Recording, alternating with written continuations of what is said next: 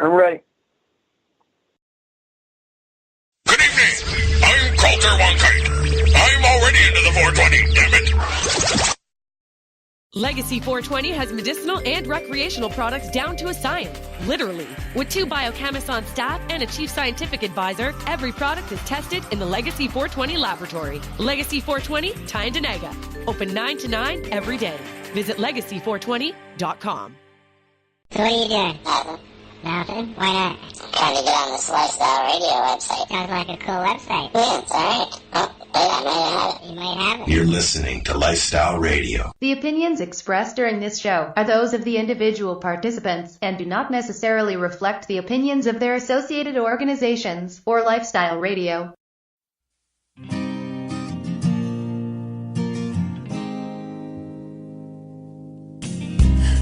I blame it on industry.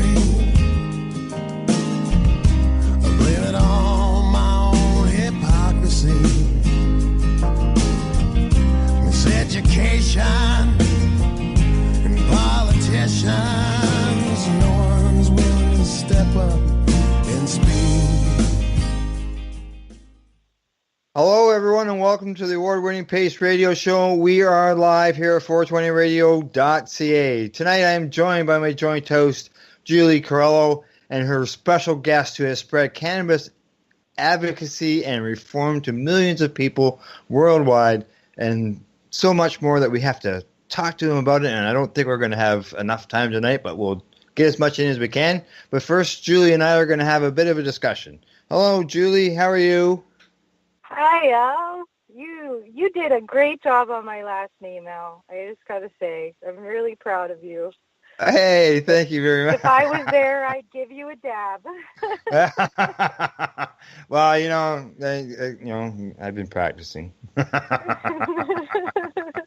Well, thanks. It's encouraging to know. So what's new and exciting with you, Julie? I haven't talked to you in a month. Yeah. We've been working hard at work on the next issue of Skunk. We are, this is the issue for March, April, and May.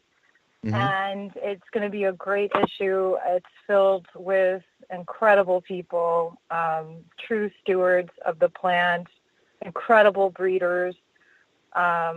We have Rebel Grown, Dan from Rebel Grown. He is a regular writer, and he's being featured in there. We have a beautiful article from Dragonfly Earth Medicine on regenerative farming, and I'm just excited. Some incredible strains. So it's been a lot of work, and it just went to the printers. Mm-hmm. So we're excited for that to come out. And nice. John is still in house arrest. It was 6 months, so he has another 2 to go. So he's in the home stretch. Yeah. And it's been pretty crazy for him. He's losing his mind. It's winter, and he's locked in. He gets 3 to 4 hours out of the house per week. Yeah. But he didn't break his probation or break any rules, so he's clicking along. And so he'll be out. He'll be out in May sometime. I believe so. Don't mark me on the exact date, but I got to go back to the calendar. But yeah, good. He started at the end of last year. He gets released for summer. That's it, man. Yeah. It's a pretty good time to go in. I mean, it's not cool how it all went down, but what's exciting is that we're still standing.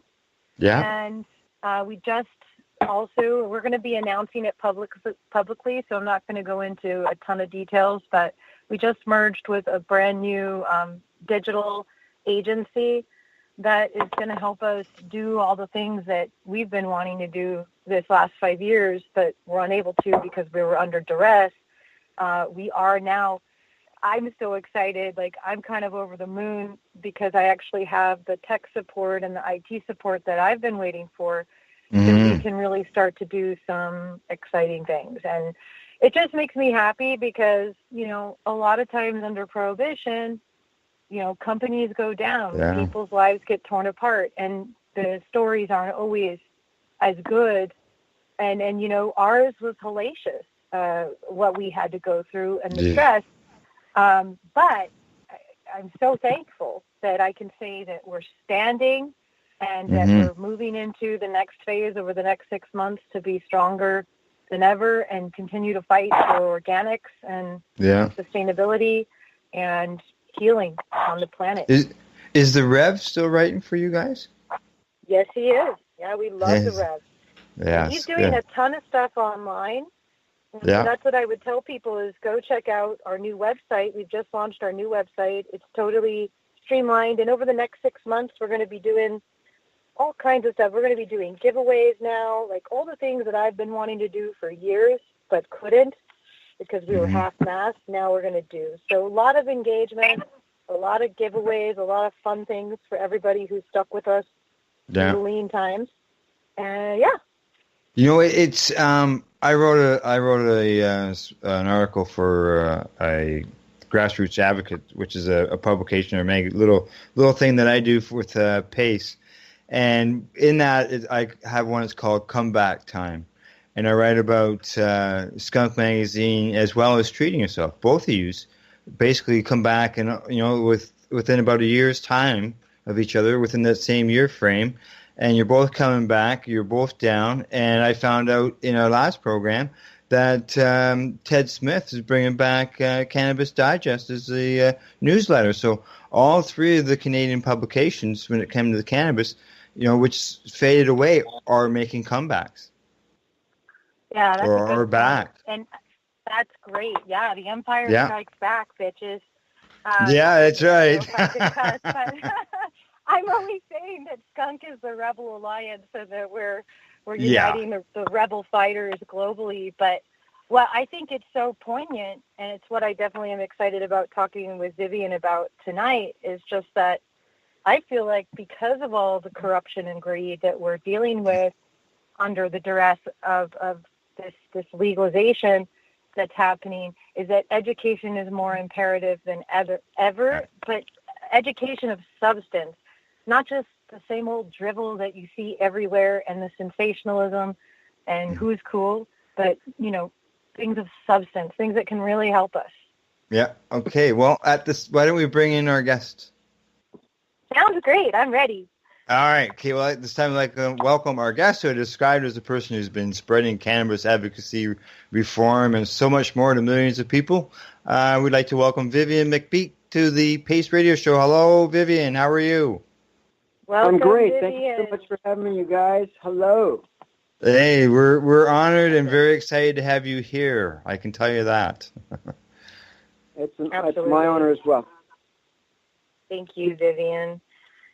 Yeah, and Vivian, you founded the Peace Heathens. I love that name. The Peace Heathens back when you were 30. The ripe old age of 30 in 1988. It was a Seattle cannabis rights community. And then with your buddy, Gary Cook, you started Seattle Hempfest in 1991. And, I just wanted you to give everyone who is listening in, who may not have had a chance to visit, just to share a little bit about, what was first inspiring you. It's a two-part question. So the first thing is, what first inspired you into cannabis activism back then when you were, back in the 80s, and what was going on for you and what first you got to it? Well, Julie, first of all, I'm from the counterculture. I'm an old, California hippie from the alternative culture. My whole entire life, really, since I was 10, to be honest with you. Since I got Inagata by Iron Butterfly for my 10th birthday. I love that. And nice. Led Zeppelin and Jimi Hendrix and all. By the time I was like 11 or 12, I was a hardcore hippie. They'd already lost me. And wow. And I started smoking pot. I think I was about 12 or 13. I just took my first toke at a Grand Funk Railroad concert in L.A. But by the age of about 14, I started smoking pot, and by 15 or 16, I was a regular stoner, for better or for worse. And so I've been in the alternative culture my whole life. And, you know, in the course of all those years before the Peace Heathens and Hempfest, I witnessed a lot of beautiful, airy, stony, honest, loving, gentle, peaceful, contributing people be persecuted by prohibition. And one family really stands out. When I was about really they're a little bit older than me, a guy and his wife, and they had a little child. And they were growing a couple pot plants in their backyard in Sacramento, in Folsom, California, near Sacramento, where I'd gone to high school. And they got busted, and they almost lost their child. They lost their house. He went to prison. It broke up their marriage. Mm-hmm. And I was just blown away because these were they were the sweetest people. It was one of those just magical couples that I really was in awe of. That really hit me close to home. I was just so disturbed that beautiful, gentle, loving people could be treated that way for having a couple plants in the backyard. Is there anything more inert and less threatening than a plant of any kind? And then, of course, over the period of years, I mean, I just witnessed the carnage, the brutality of the state-sanctioned hate campaign that prohibition is, the lies and the dishonesty and the way that people were brutalized as if they were terrorists when they were really doing absolutely nothing wrong. In fact, I think they were doing something positive. And I had a lot of heroes of mine, a lot of influences, like, the Farm, Stephen and Ina Mae Gaskin from the Farm Commune in Tennessee. I love them. And the Diggers from San Francisco and the Yippies. I mean, there were so many other influences that I had over the years. And so really, to me, I was just defending my culture against unwarranted persecution by prohibition. Yeah, absolutely. And I just want to touch on that because I happen to be in Willits, California right now. And this is where the Back to the Earth movement began. And, this idea of that we are really bringing the sacred back, and the sacred feminine and the sacred masculine. And, you and Conti, the way that you are with your love, you are one of those magical couples to me now that really shows the sacredness of the feminine and masculine and together and how they can be complementary and really, help each other to do great things in the world. And so it's really cool that, that's the root, that's the energy of Seattle Hempfest. I mean, they say that the seed bears the fruit, and I just feel like, and I wanted to give the listeners a second to go in and go back with you, that knowing that the counterculture informed you from the beginning, from the earliest years of your life.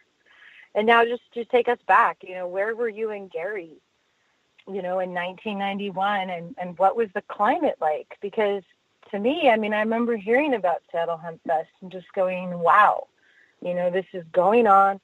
I was just reading how in 1973, it was Oregon that was the first state to ever soften restrictions from the original heavy federal limitations in the 30s. And so I just felt like you guys were always extremely subversive, back in the early years. So could you tell us a little bit about, Seattle Hempfest and what you and Gary were thinking when you guys did this? Well, sure. I had started the Seattle Peace Heathens Community Action Group, which is really an alternative culture, music culture, youth advocacy, all volunteer group, community-based. And the idea was to have a vehicle for young people, music culture people kind of that were alt culture, to be able to get involved in community service and do something positive. And do good things in the name of the alternative culture. And we called ourselves Punk Metal Hippie Gypsy Psychedelic Samaritan Rangers. And we had one of our slogans was dedicated to doing something about doing nothing. And another slogan was saving the planet one neighborhood at a time. And so we were doing all these really positive projects, community feeds, and we did a crisis resource guide where we sent everybody out to get every pamphlet and every card and every paper of all the free services and things in Seattle. And we come back, we put them in a big pile on the floor and then separated them into categories and then made this booklet called the Seattle Crisis Guide. And we distributed 21,700 copies of the Crisis Guide. Oh my gosh! In six editions, and in fact, it's still online at seattlecrisis.org, even though it's a little bit outdated. And so we're doing benefit concerts. We did a community garden for the youth center for the homeless youth to learn how to grow organic food and stuff. So we had all this cool stuff going on. And I used to, in Seattle here, the hot hub of activity for the alternative culture people used to be the University District. And there's one strip called the Ave, University Avenue. And it really, was reminiscent at the time. This is during the pre-grunge era and all that, and kind of the beginning of the grunge era. It was kind of reminiscent of Telegraph Avenue or Haight Street in San Francisco. It was the closest thing Seattle had to that. And I used to, and I was always putting up flyers. I was in a band called Sticker Bush, and I was either putting up Peace Heathen flyers or Sticker Bush flyers and everything. And I used to see this guy out in front of the university bookstore, and he had a little folding table, and he had a fake canvas leaf lay around his neck and an Uncle Sam hat. And he had a copy of The Emperor Wears No Clothes and a jar of seeds, and he'd be like, "Hemp can save the planet, sow the seed everywhere," and he'd always be out there promoting hemp. And I'd always stop and talk to him for a couple minutes, we kind of hit it off, I'd say, "Hey man, I love what you're doing, bro," and he'd say, "What's the Peace Heathen's got going on today?" And I'd show him my flyers and stuff, and I didn't even know his name. And so this was all going on, and around this time, a couple years into all of this, the Persian Gulf War, the first George Bush, the first President Bush, and the first Iraq War was looming. And I was involved in the Seattle Peace Concerts, which is a free concert series that still happens today in different park every couple of weeks throughout the summer. At the time, it was run, it had been created by the Love family, the Love Israel family, a large spiritual hippie group founded by a kind of a spiritual leader guy named Love Israel, charismatic leader guy. But I was involved in the peace concerts, and we had these peace concerts going on, and we had one right before America invaded Kuwait. And we decided to do this crazy peace vigil thing. It was really kind of crazy. We occupied Gasworks Park for 6 months. And so we did this vigil thing. And it was really wild. And Timothy Leary came down, and Allen Ginsberg while he was alive. And it was really, really cool thing. And we had rallies and teach-ins and all this kind of crazy stuff. We called it Peaceworks Park. And this guy decided he wanted to start a state chapter of NORML, a national organization to reform marijuana laws. And so he had this cool logo, and he put these flyers everywhere, and he had this startup meeting at Peaceworks Park at the vigil, because we had a lot of community events there while we were at this peace vigil. And so about 40 of us, me included, were there for this startup meeting, including Gary, who I didn't really even know his name at the time. And this guy never showed up to his own meeting. It was really anticlimactic. So we had all these people all sitting around. And after I had left, Gary said, "Well, we need to do something, We need to do something. We should do a hemp fest." And everybody's like, "A hemp fest?" He goes, "Yeah, we should do a hemp festival." And somebody said, and I had been emceeing all these Peace Heathen events for like several years now, benefit shows and protests that we were doing. And somebody said to him, "You should get Vivian to MC this Hemp Fest idea of yours." And so I got a call at my home of this guy saying he was Gary, and I didn't know he was the same guy yet. I had no idea, and he didn't know that I was the same guy that he kept seeing on the Ave. And he asked me if I would consider, emceeing this event that he wanted to pull together, that he was just had an idea in his head. And I said, "Well, hey, man, yeah, absolutely, In fact, if you need security, I get this group of people, called the Peace Heathens, And he goes, well, I know the Peace Heathens. You know, I know the guy that runs that. And I'm like, well, that's me. And and that's when we realized that, oh, you're the guy, you're the hemp guy, right? And so anyway, I hooked up with Gary, and that's really how it all started. And we got our first year at Volunteer Park in Seattle here. I remember, you know, being blown. We're like, after it was over, we're like, dude, it was huge. There was like 500 people there. It was massive. And of course, you know, Gary was throwing out joints, and they had plants on stage, and they were way crazier than I was. I was like, dude, you're nuts, you know. He brings up these plants. I'm like, no wonder you wanted me to MC it. You're crazy, you know. But that was the beginning. Wow. I'm drinking in the Gasworks and just getting that visual. You know, it was really kind of symbolic. It was cool to do it at Gasworks Park because it's an old petroleum refinery right down on the water in Seattle. Well, I always call it. In fact, it's across. You can see it from Myrtle Edwards Park, somewhat. Vivian, I call it Miyazaki's, because I'm a big fan of Hayao Miyazaki's work, and it's always, you know, he's talking about this idea of a renaissance, but it's a dystopian, you know, atmosphere. Many of his films are set. You must know him, Spirited Away. Yeah, I do. Princess Mononoke. I mean, he's our people, right? So whenever I'm there, I pretend that I'm in that world, and there's such an energy there that's just so cool. Do you have any images? The big rusting, spiraling, towering petroleum infrastructure is all still there. They can't take it out because the ground is toxic and there's gas underneath and stuff. And they actually put a 7-foot clay cap over Gasworks Park. And back in the early days, in the 80s, there used to be signs that said to not put the dirt in your mouth and stuff. So it's really kind of wild that we did it at Gasworks of all places when you know, hemp could replace petroleum, fossil fuels. And in fact, that's one of the reasons that they stopped hemp, that they, you know. And you were there with the beats. You were there with the beats, the beatniks. To me, I always say, you know, I talk about a renaissance, and the reason why I do is because I say, you know, like we're 130 years into a renaissance. Like, don't lose heart. Absolutely. The beats, the hippies, you know, and now us. You know, it's us. We're the ones we've been waiting for. So we're the hempies. The hempies. We're the rainbow. We're the Rainbow Warriors, Vivian. I know you know that the Hopi prophecy. Oh yes, Rainbow Family of Living Light. Absolutely. My rainbow name, by the way, is Lima Bean Gumbo.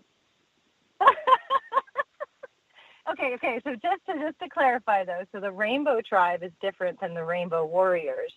The Rainbow Warriors were a race of every race, nation, and creed that would unite in a time of darkness and they would remember who they were as stewards and protectors of the earth. It's a Hopi prophecy that's centuries old. Yes, absolutely. And I always try and make the distinction, because people definitely, the Rainbow Tribe, sometimes people feel that they maybe lost their way a little bit, but not to digress, Vivian, I wanted to, you know, fast forward to the fact that I believe you're at your 28-year mark. And, you know, nice. Seattle Hempfest now is the largest festival in the world, with many incredible guest speakers over the years. I've been blessed to go and see some of those speakers, and definitely a part of my inspiration and my work. I got to see Rick Steves, Jody Emery, of course, she's a friend, and Dennis Kucinich.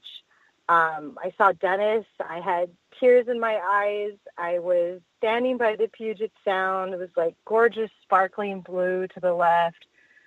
And Dennis was up there, and I just had tears in my eyes and was just ready to just go to battle right then. Like, everybody was so strong. You could feel all the energy. And so I just wanted to take it in for everyone, you know, who has gone or who hasn't gone, to just share some of your favorites, you know, the ones that have sparked your own strength and courage through the years, the ones that inspired you.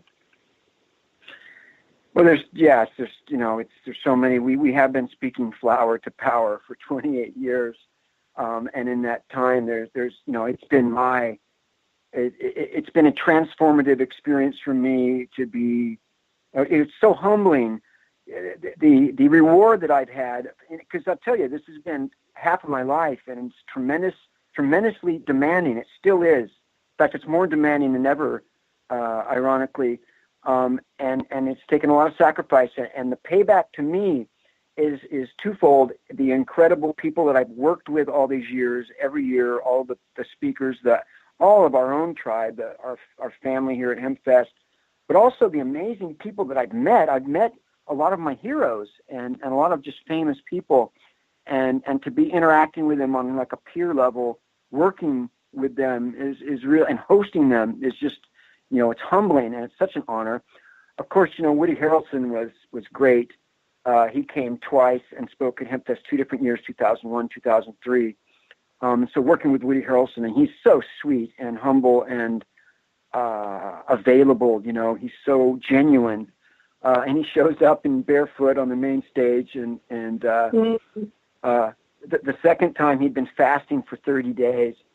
And we're backstage with me, him, and Jack Harrer, and Conti lights up this Blue Magoo doobie, and Woody was so high after fasting and it was like really unbelievable, and he was like up there trying to speak and stuff. But he's a really amazing guy. He's such an incredibly conscious activist. So that was a thrill working with Woody Harrelson. Of course, meeting and hanging out backstage with Dennis Kucinich was just an incredible thrill. What an amazing warrior he is. Gosh. And gosh, let me think. There's been so many great people. Senator Mike Gravel, who helped release the Pentagon Papers and all that stuff during the Nixon era. And of course, we've had both Green Party candidate Jill Stein and Gary Johnson, former governor of Arizona, or governor of New Mexico, libertarian presidential candidate. And then talk about, politics making strange bedfellows.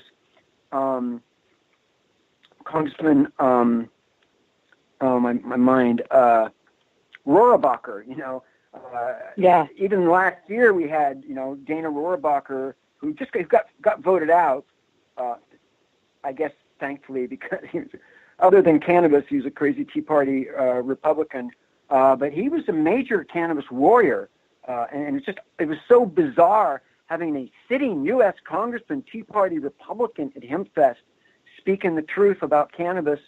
And, he's at our VIP party. He was at our VIP party that night, that weekend night of the first year that he came. And I'm watching him get interviewed by a transgender person, and watching a girl with dreadlocks giving him a big hug and everything. And I was just like, wow, this is surreal. This is really surreal to have a guy like that at Hempfest, and it's just been really crazy. And a lot of amazing musicians that I've met and worked with, and people like that. It's really been a thrill. You never know who's going to show up at Seattle Hempfest. And we don't have any money, so these people are all coming on their own dime. That's incredible too. It's just been so exciting. Yeah. Gosh, there's so many wonderful things. And of course, that Jack. I I've known Jack. I knew Jack for 30 years. Jack Harrer spoke, and he always said it's Harrer like terror. It's not Herrera. That's right. Dan is my friend. Is my buddy. And, yeah, I know Dan. He does the same thing. It's terror like terror. He kept correcting me one whole weekend. Dan and Mark and River and Chancey, all of Jack's kids are great people.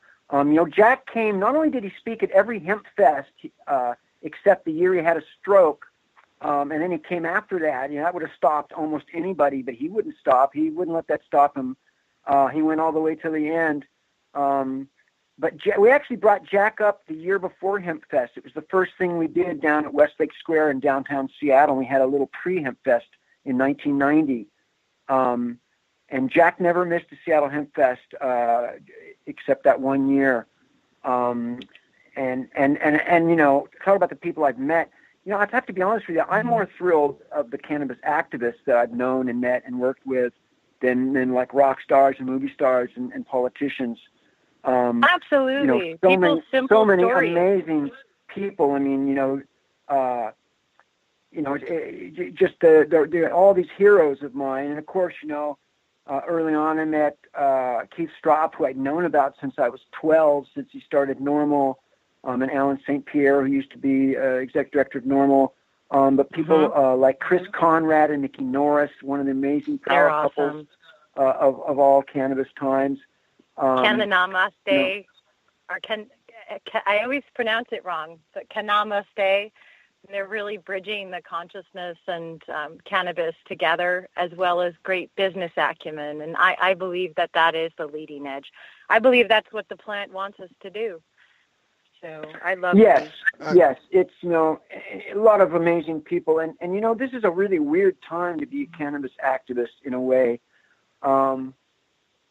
because I always got to be careful how I kind of say all this, but.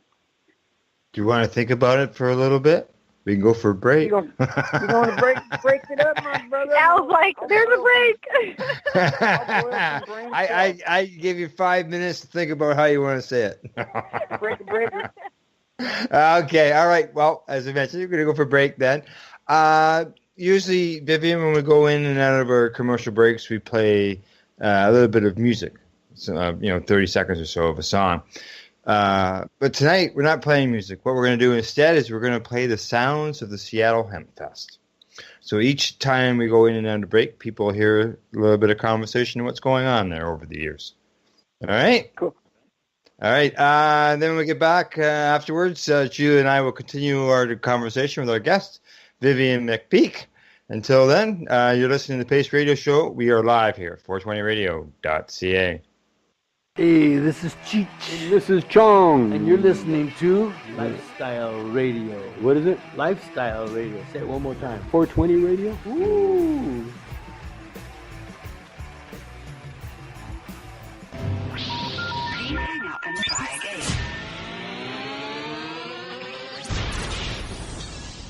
You're listening to Lifestyle Radio.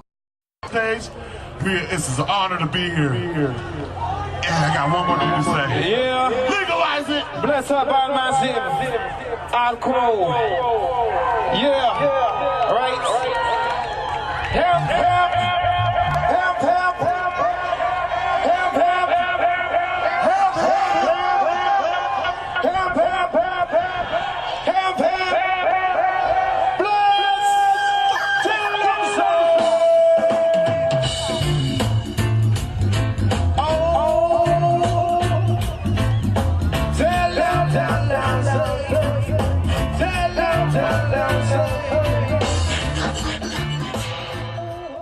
Legacy 420 has medicinal and recreational products down to a science, literally. With 2 biochemists on staff and a chief scientific advisor, every product is tested in the Legacy 420 laboratory. Legacy 420, Tyendinaga.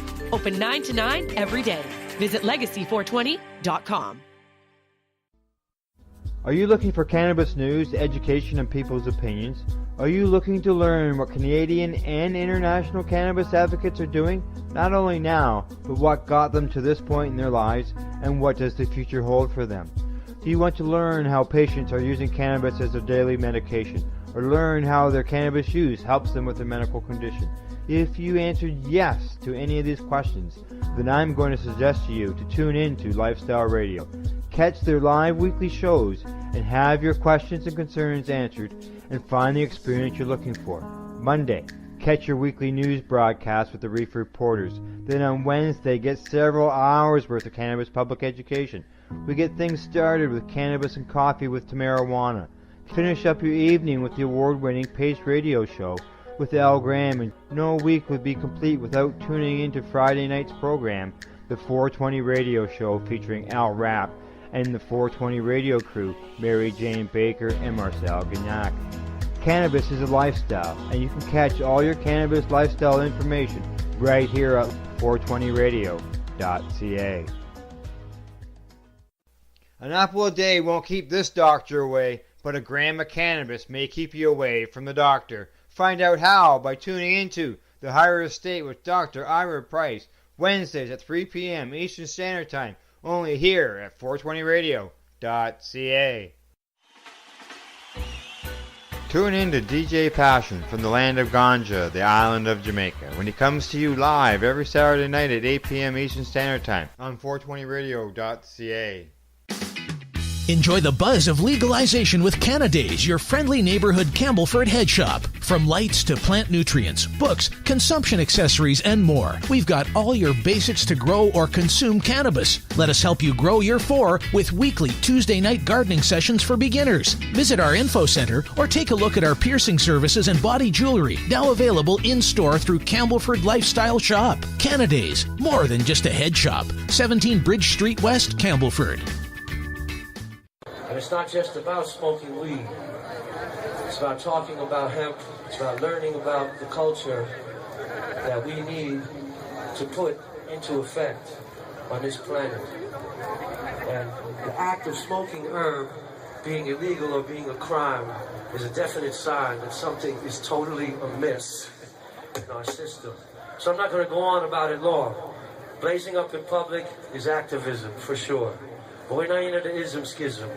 We're into the love, the one love of the world. So the reality is, just turn to your brothers and sisters, even if you don't know them, and know them. And that's humanity evolving. And that's what we're doing. And there's so many of us that all this Babylon confusion will never succeed. It will never win. This wicked system is bound to fall. Hello and welcome back to the Pace Radio Show. And yes, we are live here at 420radio.ca. Tonight in the program, I'm joined by our guest, Vivian McPeak, the executive director of the Seattle Hempfest, plus my joint host, Skunk Magazine co-owner, Julie Carello. Hello, Julie and Vivian. We are back from the break. Before I hand Vivian back over to Julie to ask some questions, I have one question for Vivian. And that is, Vivian, you mentioned at the beginning you had 500 people that showed up to your very first Hempfest. You were really excited about that. How many people show up now? Well, the city's numbers, fire department's numbers are that we average about 100,000 people annually, and it got quite a bit larger than that, but it's kind of tapered off and it's kind of stable now at about 100,000. 100,000. Oh, and that's a handful for us. That's plenty for us. It is, and it helps explain why before the break when you're talking about being involved in things, it's just it's just go. It's hectic. It never ever ends. That explains why when you're running and being involved in a vet, no matter how many helpers you have, 100,000 people is a lot of people. It is, and we're a safety first organization. The most important thing, we have 3 criteria to judge. The main criteria to judge the event, if it was a success when it's over, was did anybody get hurt? That's really the number one thing. Mm-hmm. And then, of course, then you find out. Then you're like, can we get out of the site on time? Which is, because we got to, we're on site 10 days, all volunteers, 118 crews, working sun up, sundown, and then 24 hours a day we have people there for night shift and stuff. And so we got to tear it all down, and we're only given 3 days to tear everything down, haul it out, and clean those parks spotless. And so the first thing, did anybody get hurt? Second of all, can we get out of here on time? And then the third thing that takes weeks to find out is, did we pay for it? Wow. And so it's crazy, but it is extremely demanding. We have to go to these meetings, these permit meetings all year long. It's on 3 parcels of land that are all conjoined. Hempfest is 1.5 miles long on the waterfront, and there's 3 different entities. The Seattle Art Museum owns one park, the City of Seattle runs the other one, and the Port of Seattle runs the other one, and they all have different pet peeves, and we have different use agreements. Then we have a special event permit, the master permit with the City of Seattle, and we have to go to these meetings all year long. We got one just next week coming up with, you come to the special events committees, this huge room with a gigantic square table arrangement, and you've got 13 to 15 city departments, the Parks Department and the Police Department and the Port Police and the Fire Marshal and land use construction, and I mean it's just crazy, and the Health Department, and they all have to sign off on every plan, and we literally have, we have to have we've got a production schedule which lists everything that happens every minute, every hour, where it comes, what time it comes, who it comes to, and that kind of stuff for 10 days. And then we have to have a sanitation plan and a parking plan and a bicycle plan and a security plan and a emergency evacuation plan and a lost child Code Adam protocol. I mean, we've got literally pages and pages and pages and pages worth of plans, and it's very tedious. And we're required to go around, a square mile of area and knock on the door of every business and stuff, and get them to sign off and stuff, and give them notices. It's a very complex process. And your volunteerism, we have 118 crews, and that's just we have 1,000. We fill 1,000 staff shirts during the event. We have a 100-person core group that meets every month of the year, and then a 9-person board of directors that meets every month of the year. Our core group's been meeting every month since 1998, and our board's been meeting every month since 1999. So it's a tremendous amount of dedication, and we know there's a lot of burnout. There's a lot of turnover. We lost 5 people last year that died. We just had somebody die a month ago. One of our main folks from our store and offices. We're growing old. It's not as sexy as it was anymore. It's hard. It's a lot harder to staff the event. We've blown through thousands of people. I mean, I'm not kidding. We've blown through thousands and thousands of people over 28 years. Who can volunteer? Imagine. We have a disproportionate amount of sick people, a disproportionate amount of medical marijuana patients, because who can volunteer for 10 days at something and all year long? People that are not working or don't have a business or something usually. And so we have a lot of disabled people, a lot of people in SSI and things like that.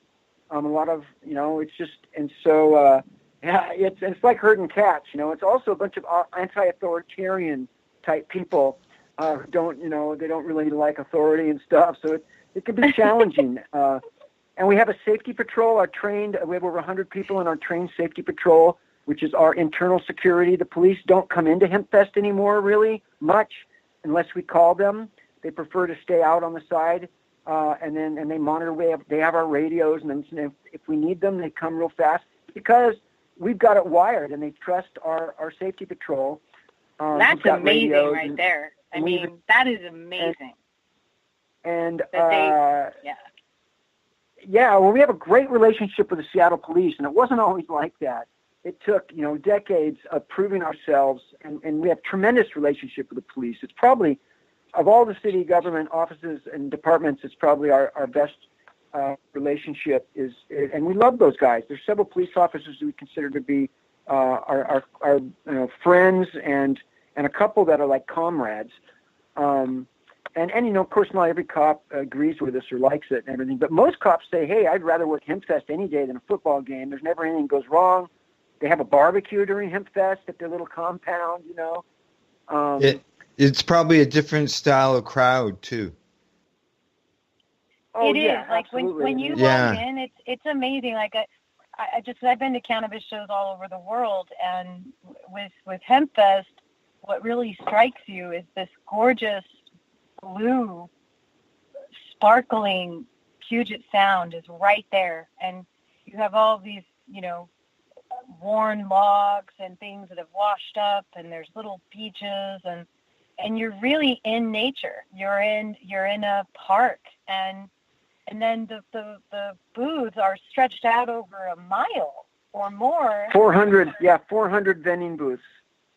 And it's all woven like a little snake pattern. So you still get a little bit of nature, you get the festival, and then at any moment you could just look out to the water and just drink it in. So you see there's people who are, in the thick of it, and there's people that are just kind of really being peaceful in nature, and people sitting out on the rocks. It's an amazing thing. Exactly. It's an incredible place. It really is. I like to sometimes fantasize that we're Native Americans reincarnating and dancing and celebrating back on a place, because that's always been a sacred spot, for thousands of years. And we're defending that venue. It's tough right now. We've been in a battle for the last year with a tech company that moved in and then took over a huge facility that's adjacent to the park. And we've been in a very, very intense, very costly. We spent many tens of thousands of dollars on legal fees in the last several months, because development is exploding in Seattle. Amazon moved in here, and everything is. This city has changed, and it's changing very rapidly. There's more cranes in Seattle right now than any city in the world, and rents have doubled in the last 10 years. And Amazon moves in and he's not even paying his taxes. This is ridiculous. No, it's dude could solve the homeless problem. It's symbolic of what's in wrong Seattle. in the United States. It's symbolic of it's representative of what's wrong in the United States right now, which is massive gentrification and economic disparity and everything. But this is a tough time for Hempfest, man, in a lot of different ways. And it's always been tough. It's never been easy. But man, it's never been like this. When I said and before the break, I was saying how weird it is kind of to be a cannabis reformer, an activist right now. And I meant that in two ways. In one way, it's like it used to be so edgy and exciting to people. And now it's almost like, hey, remember us? And we're not done, you guys. We have, stores all around selling pot. You can go into it, show your ID, and go into a store, and there's like rows and rows and rows of joints and shatter and weed, and you can buy up to an ounce of weed in a brick and mortar store and get in your car, drive out. You don't even need to look in your rearview mirror. But there's still people in prison, man, and there's still people in prison for selling weed. And we talked to, Jimmy Romans, who's looking at another 18 years of his life sentence that he got, that got commuted to like 30 years or something. He has 18 more years to serve before he even has a chance of getting out. And he calls us at Hempfest Central, a beautiful, sweet guy. Sharon kind of adopted him. Hempfest adopts prisoners and raises money and puts money on their commissary and stuff and sends them stuff. And he's like, wow, it's so weird to be in prison for selling weed when there's people buying yachts by selling weed, right now. Yeah. It's so sad. Talking about, can I just jump in here? Talking about, you mentioned about money and prisoners and stuff. I see here, I'm on your website, a 420 Fest. It says about all raffles to benefit the 420 POWs. That's correct. That's exactly what I'm talking about there. Yes, the raffles that we hold at our membership events, and that money all goes on the commissary of some pot patient. Yep. Nice. But it's like hello, everybody. I can't tell you in the last couple of years how many times somebody has said to me, "Oh, you're with Hempfest." It's like that's still got going on. Why even do that? Isn't it legal? And man, I want to. I can't say what I want to do. You want to scream. So angry. And I'm like, man, go over to the Idaho border here and go 10 feet into Idaho and light up a joint and tell me it's legal. There's people in prison. People are still losing their children, their houses, their custody. Some people losing their lives, in some no-knock raid where they come bashing in. And bash your door down, and then if you've got a remote in your hand, you get 10 bullets in you. It's still going on, you guys. Hello. And so it's a false reality. Part of it. It really is. And so that's really weird. It's like, hey, remember us, activist people, we're still here. And the other thing that makes it weird is that this legalization on the prohibitionist term stuff, I don't use the word legalization anymore. I'm done with it. Because it's commodification, it's commercialization. We don't have anything close to legalization. Not at all. And we just don't accept that this version of it.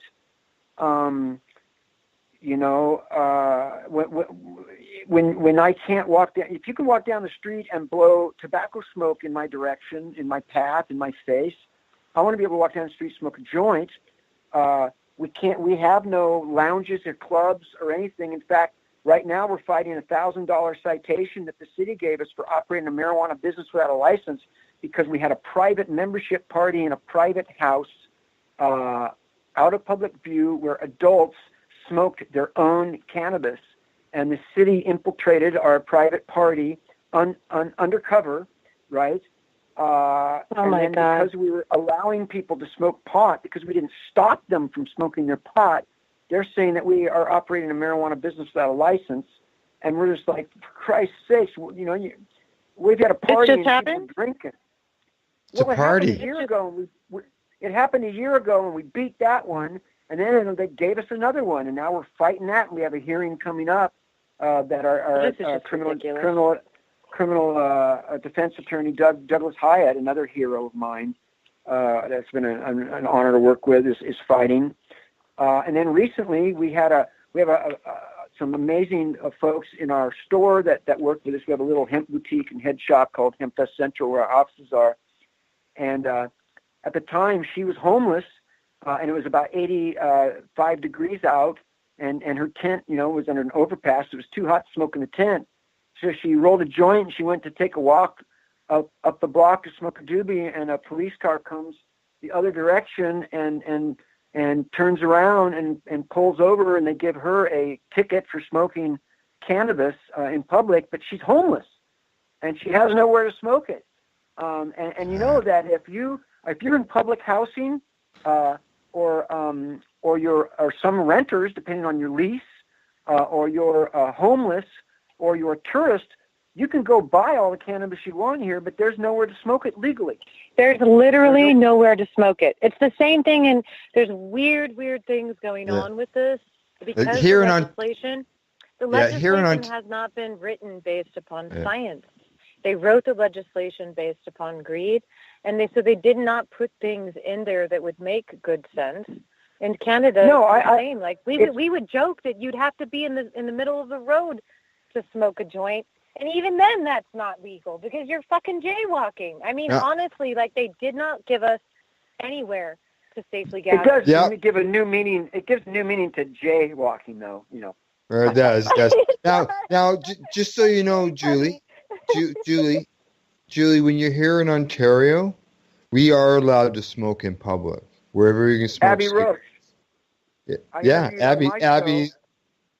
Abby's at the hot box. Now we can smoke.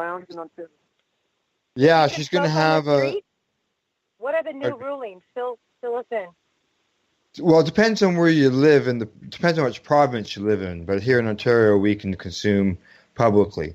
But we don't have vapor lounges. Now, Abby has got permission to do a patio during a craft beer festival that's happening in Toronto, and hopefully that's a step forward to allow more of them to happen, and businesses to start up. But yeah, there are provinces, by all means, that you're not allowed to consume anywhere, just like you guys are saying. Nowhere publicly for people to go. And you have people with rental units or people who spent $1 million on a condo, and then the condo board says, oh, no, sorry, you can't smoke your cannabis in your own unit that you've purchased. Like, what? Yeah, and there's a lot of people here that their rental leases don't allow them to smoke. And so I don't use the word legalization anymore because it doesn't mean anything to me. I use the word equality. I want equality, the minimum. I want equality with alcohol and tobacco users. I want to be able to do everything that they can do. And if you can have a bar or you can drink alcohol on a patio at a restaurant with a little velvet rope hanging across the sidewalk, then you should be able to consume cannabis that way. You can have beer gardens in a park, but you can't smoke cannabis. And they passed a law here, our state legislature, saying that you cannot. If you are a marijuana business of any kind, a 502 licensed business, which means a processor, a producer, or a retailer, you can't advertise in a city park or on public property. Well, guess where Hempfest is? In a bunch of city parks on public property. And that's been That's like what a they're doing in shotgun Canada too. blow to our midriff that just went right into our funding base. Would your okay. No, like, go ahead. would your permit, like when you're doing your permits and all that for them, you know, like if they're going to outlaw your signs, like I'm sitting here looking at pictures, your stage, you know, signs all over the place. Well, I know, but that's the thing. Like, a skunk has technically been illegal this whole time. It was bongs and magazines were illegal. Technically, they never enforced it, and then now they're going even harder on advertising in Canadian so-called legalization. As you said, equality is what we're fighting for, and we're not getting it. And so, you know, in my mind, I mean, that was one of the questions I wanted to touch on with you, because just for everyone who's listening in to have the benefit of hearing your perspective, Vivian, because, I mean, I see you as a true humanitarian.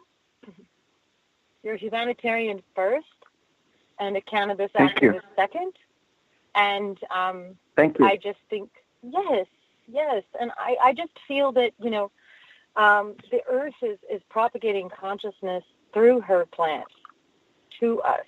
And she's seeded consciousness into all of us, you know, millions of us who are waking up. And you've done some, you know, so much important work.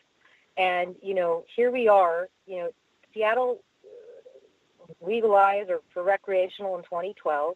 We know that the system is rife with inequality, with hypocrisy, with greed, with corruption. It's not what we want.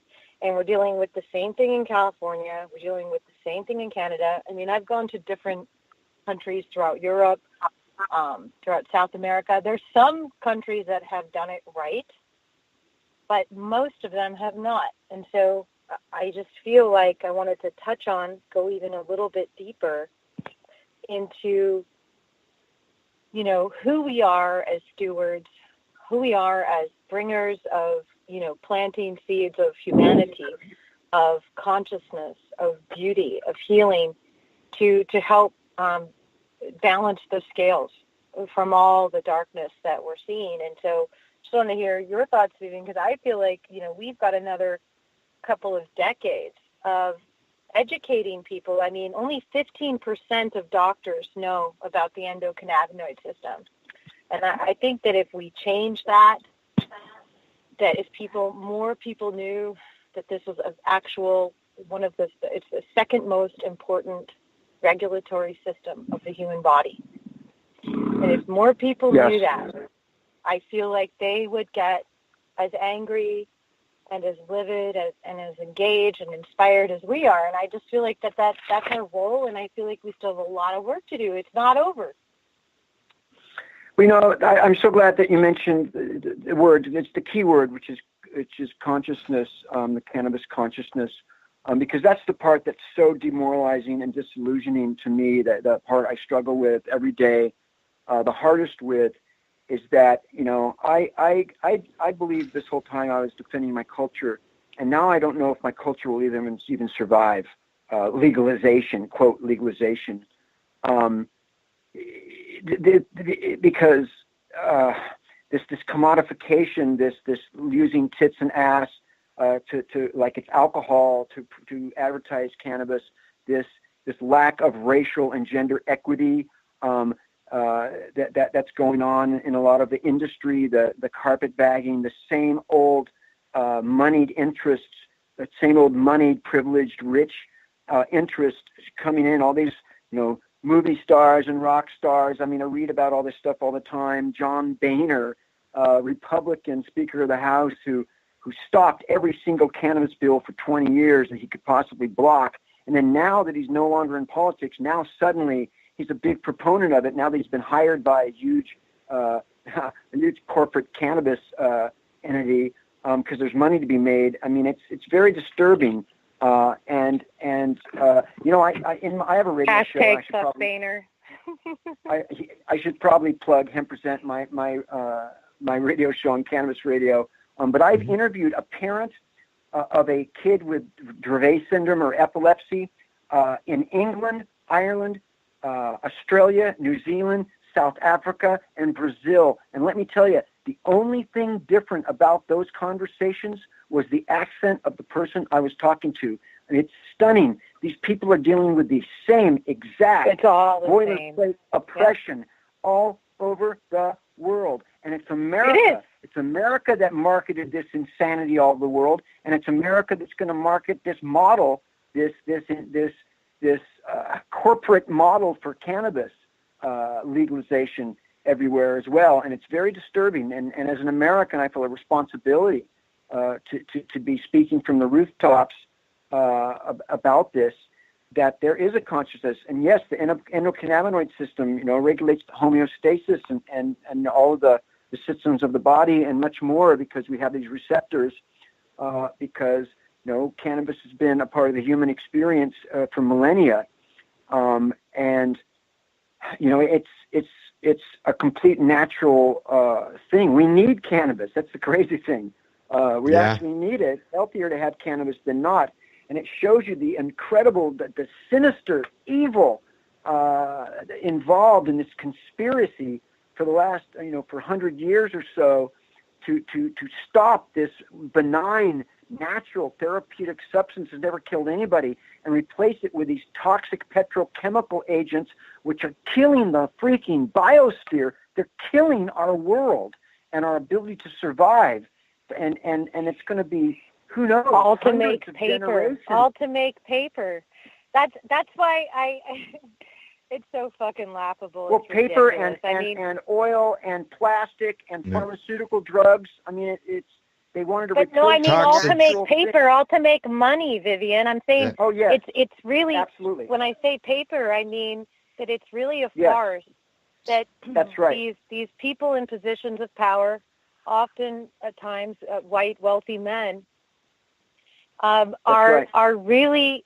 They don't understand the divine comedy and the horror of what it is that they are enacting, because they are literally poisoning themselves.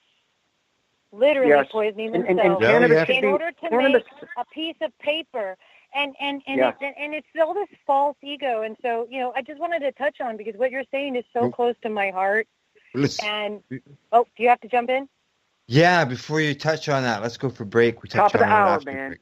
Top of the hour. That's right. Vivian's paying attention. All right. Okay, we're going to take that break. Our listeners are going to hear some more of the sounds of the Seattle Hempfest, and then Julie and I will continue this conversation with our guest, Vivian McPeak.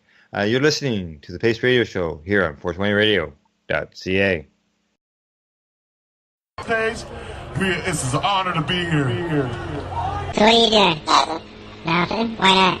Trying to get on this Lifestyle Radio website. Sounds like a cool website. Yeah, it's alright. Oh, wait, I might have it. You might have it. You're listening to Lifestyle Radio. Where are you? Ladies and gentlemen, I'd like to give it up for a very smart man, the author Clem Warner. Thank you everybody in Seattle and affiliated with this amazing event. This is unbelievable to me, and I just want to thank all the security and the support staff and the volunteers, because they're so polite, they're so thoughtful, and they really know how to deal with people, and it's just beautiful. But what I want to tell you today is that we all need to become active agents of change and fight for the legalization of cannabis and the freedom of marijuana. And the reason we need to do this is not because it's just the injustice of harassing people who enjoy it, but because this plant is a natural ally of human health.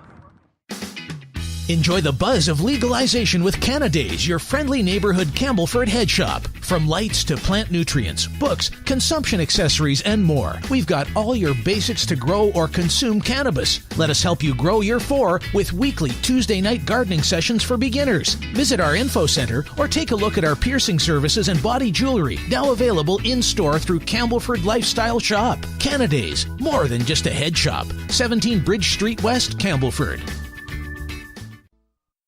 Are you looking for cannabis news, education, and people's opinions?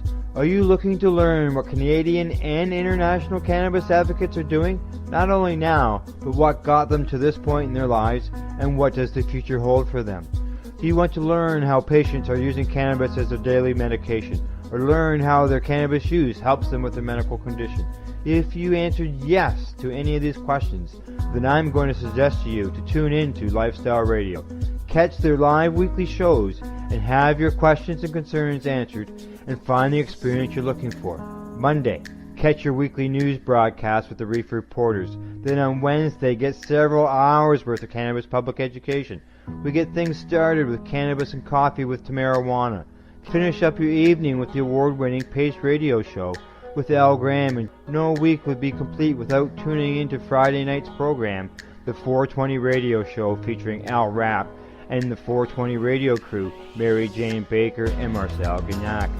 Cannabis is a lifestyle, and you can catch all your cannabis lifestyle information right here at 420radio.ca. An apple a day won't keep this doctor away, but a gram of cannabis may keep you away from the doctor. Find out how by tuning into The Higher Estate with Dr. Ira Price, Wednesdays at 3 p.m. Eastern Standard Time, only here at 420radio.ca. Tune in to DJ Passion from the land of Ganja, the island of Jamaica, when he comes to you live every Saturday night at 8 p.m. Eastern Standard Time on 420radio.ca. Legacy 420 has medicinal and recreational products down to a science, literally. With 2 biochemists on staff and a chief scientific advisor, every product is tested in the Legacy 420 laboratory. Legacy 420, Tyendinaga. Open 9 to 9 every day. Visit legacy420.com. Principle that enjoying marijuana is a civil liberty. That's something we need to communicate to our society. Now, our government is waging a war against marijuana, a perpetual, never-ending, losing, expensive, demoralizing to our police force, eroding credibility to our teachers and parents war on marijuana. It's a war based on lies. It's a war that costs our society billions of dollars every year, and it's a war that messes up hundreds of thousands of American lives every year. This year alone, 800,000 Americans were arrested for enjoying marijuana. They've got a criminal record now. Now, I bring a European perspective to the discussion. I've spent a third of my life hanging out in Europe with people who think marijuana is about exciting as a can of beer. It's just not a big deal. Hey, welcome back, and thanks for tuning into the program. Hey, don't forget, if you can't catch the live shows, you can always listen to the podcast afterwards. You can find them at Spreaker, iTunes, Spotify, iHeartRadio, as well as other social media apps.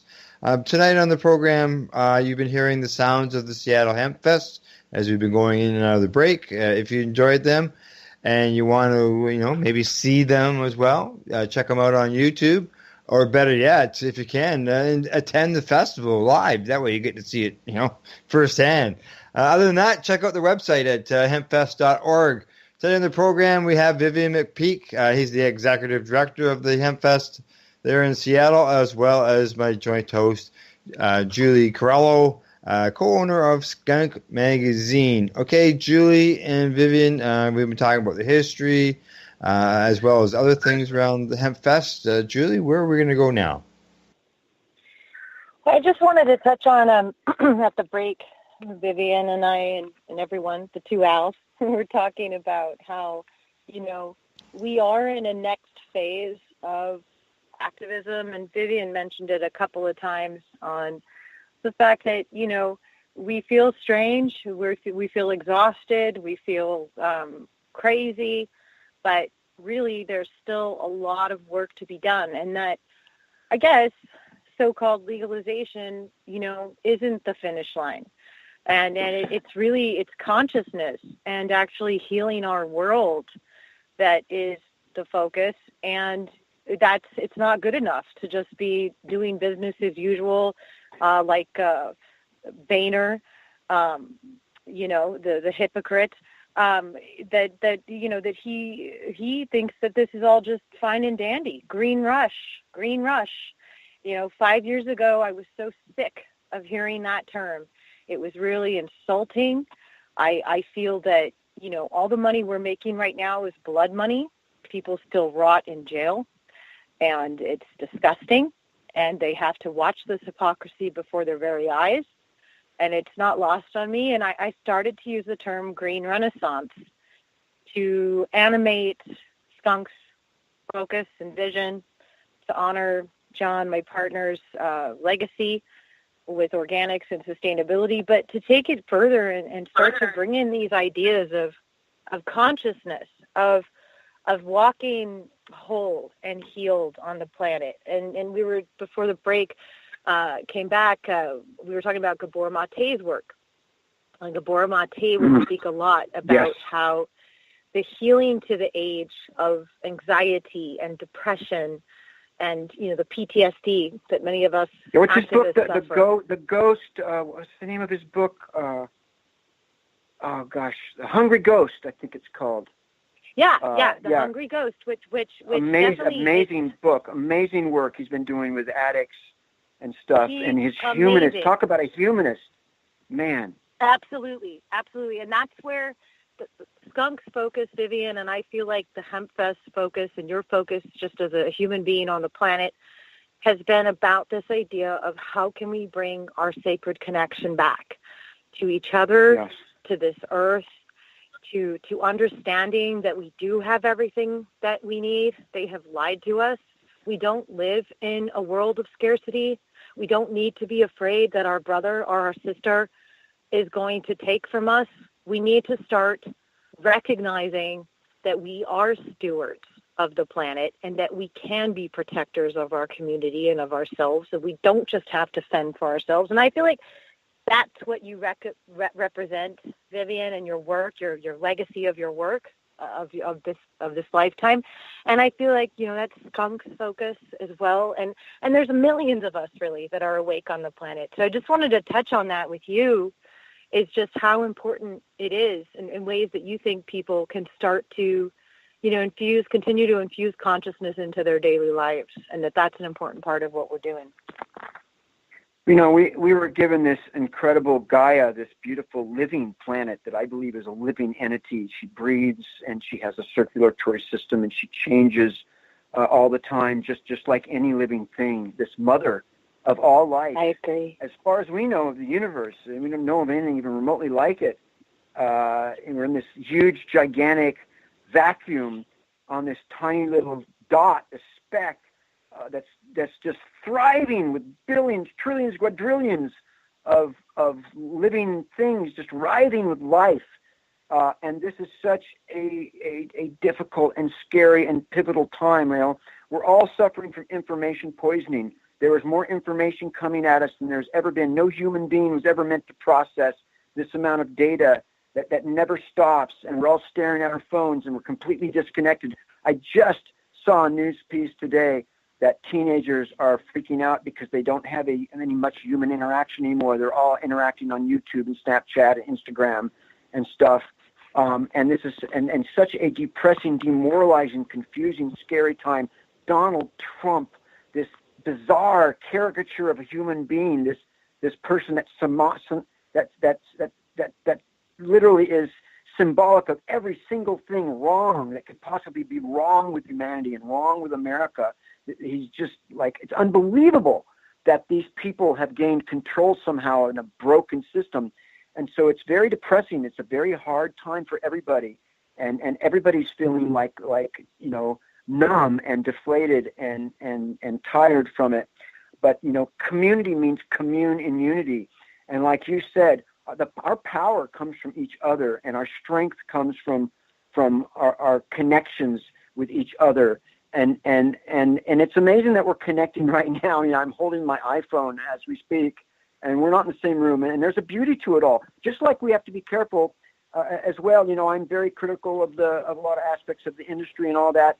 But on the flip side of that is that the economics is a part of the process of legalization, normalization, and these people with stores and everything, they're economic activists really, and they're taking risk as well, even though they're getting well rewarded for it. Many of them, not all of them. A lot of folks haven't even made their investments back.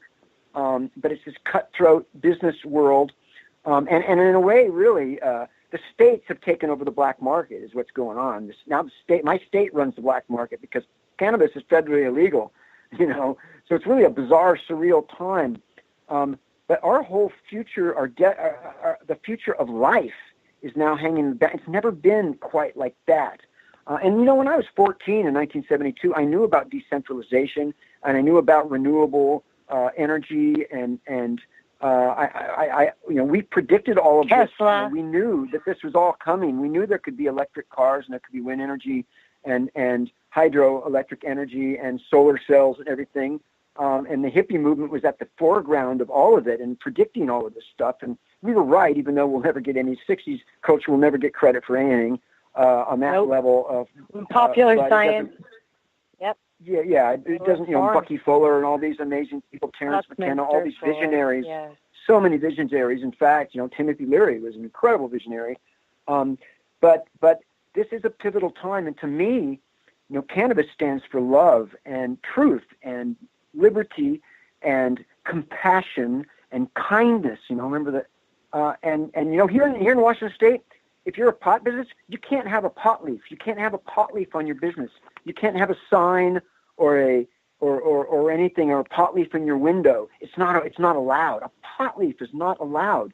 And it's like, what is there to be ashamed of? What is this insanity? You know, we know the herd is the healing of the nations. You know, we know that it's them, the prohibitionists, that should be ashamed. We have always been a beautiful, peaceful, benevolent culture. We've always been a global community.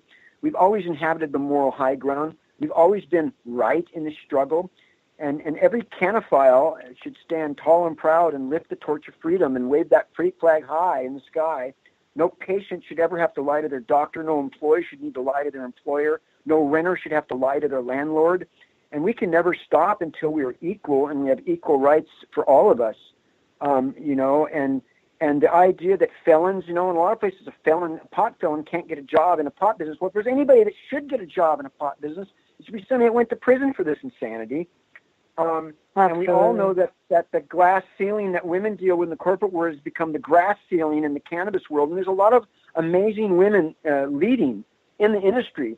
But the reports are the same, and people of color are still being marginalized. They don't have the opportunity that they should have, even though people of color are the ones that have been the most targeted, the most disproportionately impacted. They've paid the steepest price, you know, tremendous, unbelievable, disproportionate price with these stop and frisk policies and this, you know, the street executions of young black men, where drug policy has been often the excuse to treat all these people this way.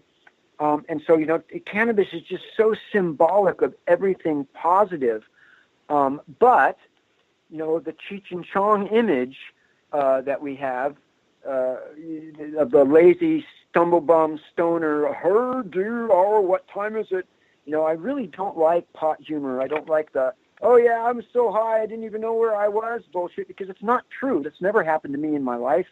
You know, it doesn't matter how much pot I smoke. I know exactly what time it is. I know where I am. If anything, it's alcohol that makes people stupid and stumbling and stuff like that. Alcohol and tobacco, you know, both deadly, toxic. If you use them as they're intended, it'll probably kill you eventually. But cannabis will heal you. And it's just so twisted and so backwards. But we need to be strong, and we need to keep going, and we need to come together at the seams, and we need to know that, you know, nobody's sentenced to eternity here, but we've got to do our work for those that are coming after us and leave them a world that's worth living in. Life will continue on Earth with climate change. It's quality of life. It's quality of life that's going to be sacrificed for the people that are here, and you know, we're exponentially multiplying human beings, and that means we're going to have an exponential amount of waste, an exponential amount of energy we're going to need, an exponential amount of impact, pollution and everything, and the time's running out. And so it seems to me that it's spiritual. It's spiritual that cannabis is being legalized right now. And it's almost a spiritual war of how it's going to play out and how it's going to be done. Are the prohibitionists going to make all the rules? I feel like they're like, you know, yeah, let it be legal, but we're going to be the ones making the money, and we're going to be the ones making the law still. Listen, Vivian, the master frequency is love and love will prevail. That is universal law. And I'll just say, because you said a lot, and it's all amazing. It's all beautiful. It's exactly what people need to hear right now. And it's just, to me, I just want to add is that all indigenous cultures spoke of a great time of shadow. You know, the Ayurvedics spoke of the Kali Yuga. Yes. The Hopis spoke of their prophecy, and they foretold of a dark age when great destruction was taking place, animals dying, pollution of our resources, and a forgetting of who we were as actually we are the earth, we are the soil. And be cutting off from the natural world. We're one living organism. We're one raindrop floating, free falling through space. We're one living organism. And this falsity, these lies that have been told that are an aberration, that we are individual only and that we only care about our individual desires and needs. Now, we can fulfill desires and needs. That's fine. No one's demonizing that. And I'm not even demonizing wealth. I think that we can have sacred wealth. But what I feel is that this shadow period is pushing to get everybody off of their asses. Is we are the ones we've been waiting for. All of this shadow is pushing. It's becoming more and more obvious. The more time passes and the darker it gets. We know this. The dark night of the soul pushes the rebirth. This is what's happening right now. And it's an incredible time to be alive because we're literally living through a renaissance. I do believe it. And that I don't care. Like, if I didn't do skunk tomorrow, I would still be devoted to a renaissance on the planet. And I would throw in my weight in my heart and soul into seeing how I could help to create healing and connection on the planet, because everybody that feels more connected to their own soul and their own selves right now is going to be empowered to help humanity heal right now. And that's what we need. And we need everybody just to calm down, because I think that it's really dark and it's really scary and it's really shitty and it's really angering. We got to deal with our anger.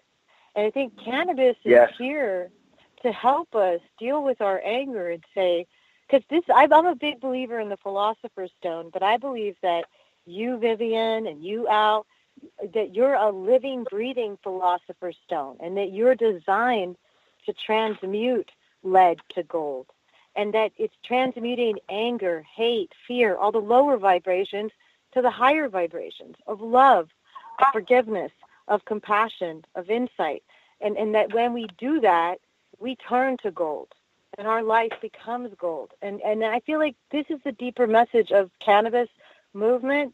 I think that, skunk is devoted to this message, and I feel like there's millions of us right now that have got to get together, because this is what's burning in our hearts, and we got to keep uniting over this next couple of decades so we can bring it home. Like, this is just starting almost, and I know everyone's tired, but To that, Julie, I say ho. Starhawk, in her book, The Fifth Sacred Thing, talks about two kinds of power that humans have. Power over, which is power over others, and power from within. And this is about power from within. We are all tremendously powerful, and we're much more powerful than we probably realize.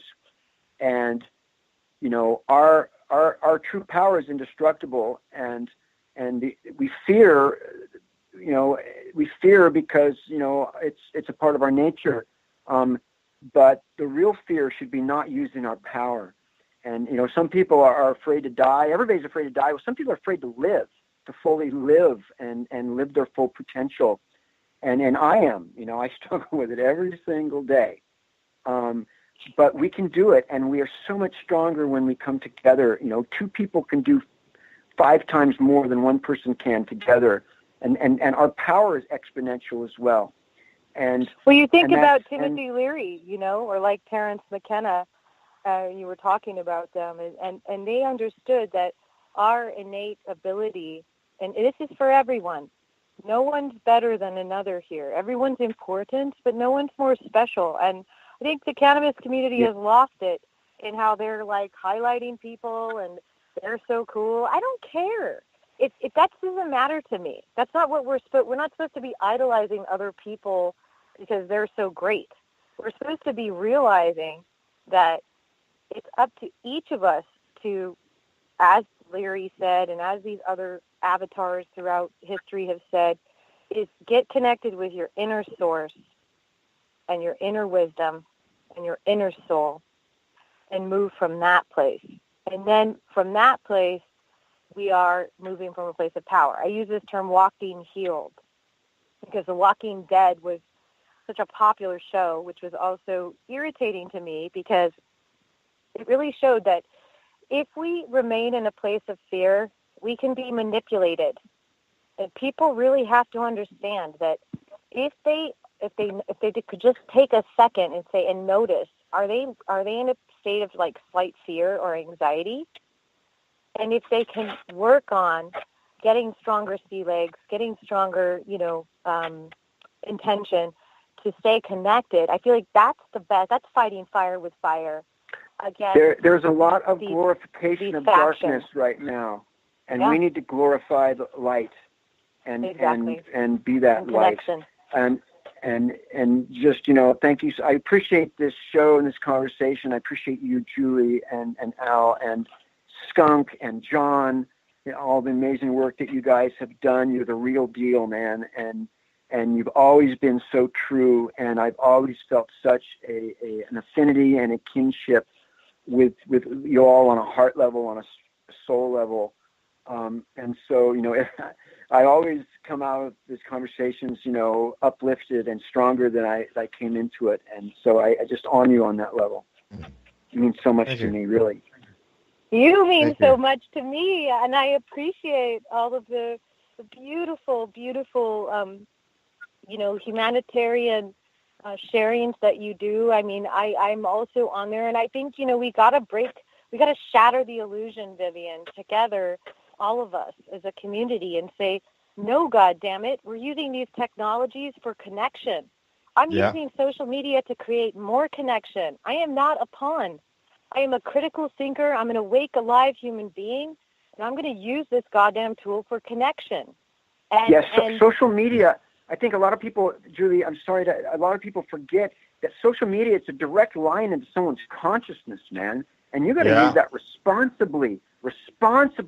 People go, it's hard to be on social media because the way people interact with each other, I'm blown away. It's like, man, you would never talk to people like that if they're in the room, but you're directly into their consciousness. You have a responsibility to be kind and decent and positive as much as possible.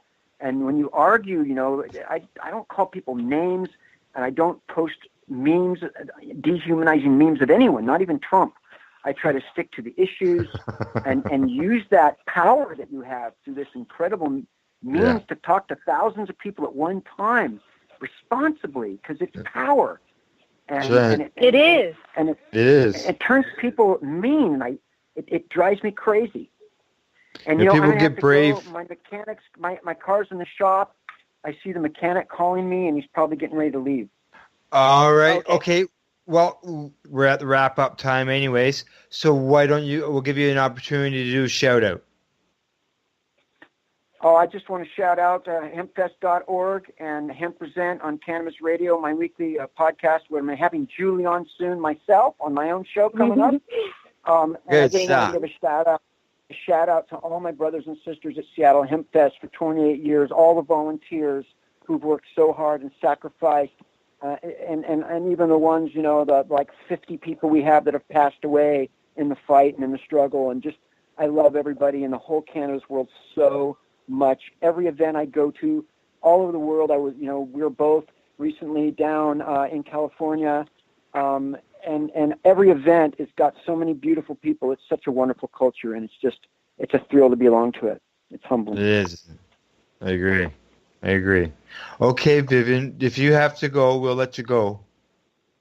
Okay, you guys. I just want to thank you so much, Vivian, before you run, okay? And you are an iron butterfly, okay? We all Vita, baby. In the Garden of Eden, baby. In the Garden of Eden. Yes. Love you.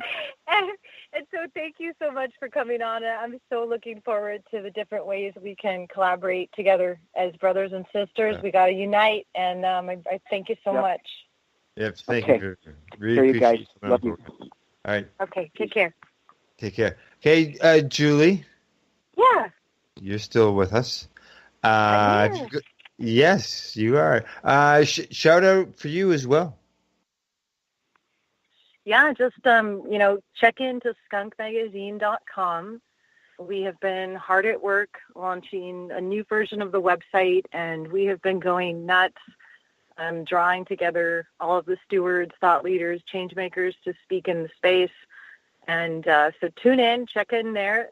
We have lots of different podcasts showing, videos, articles, and, every type of engagement that you guys share with us, it helps us to continue to fight for solidarity globally. And feel free to reach out and share your stories. We're very approachable and very keen on sharing wisdom and insight from people all over the planet.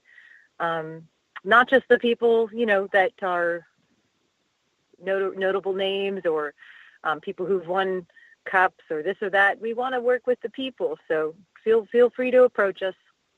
Good stuff. That's right. And they can find you guys at skunkmagazine.com. That's right, skunkmagazine.com. Yep. And we have lots of exciting things coming up. We're going to start doing giveaways and stuff like that. John's court case is now, almost done, as we said at the top of the show. So stay tuned. All right. Sounds good. All right. Let's see. Next week, my joint host is Kim Cooper, and she has a special guest planned. You can find Pace on Twitter at Pace Radio. You can also find us on Facebook as well as Instagram, and we are on the web at pace-online.ca. Thank yous go out to our sponsors, Canada's largest First Nations cannabis dispensary, which is Legacy 420. You can find them at legacy420.com. Also to Canadays for providing us with a place to help educate the public. And to the man who's medicating and loving his Shatterizer, that is LRAP, 420radio.ca. Also, big thank you to our guest, Vivian McPeak. He was the executive director of the Seattle Hempfest. And to you, Julie, for everything you do. You've been here a short time. You've had some great guests. And I really enjoyed listening to Vivian tonight. Yay. Thank you, Al. Thanks for having me. I'm so happy we're doing this, and looking forward to the next show. That's right. Okay, and that'll be a few weeks away. Let's see. Until then, thank you to our listeners, and good night. Thank you, everyone. Legacy 420 has medicinal and recreational products down to a science, literally. With 2 biochemists on staff and a chief scientific advisor, every product is tested in the Legacy 420 laboratory. Legacy 420, Tyendinaga. Open 9 to 9 every day. Visit legacy420.com. So what are you doing? Nothing. Why not? Trying to get on this Lifestyle Radio website. Sounds like a cool website. Yeah, it's alright. Oh, wait, I might have it. You might have it. You're listening to Lifestyle Radio. The opinions expressed during this show are those of the individual participants and do not necessarily reflect the opinions of their associated organizations or Lifestyle Radio.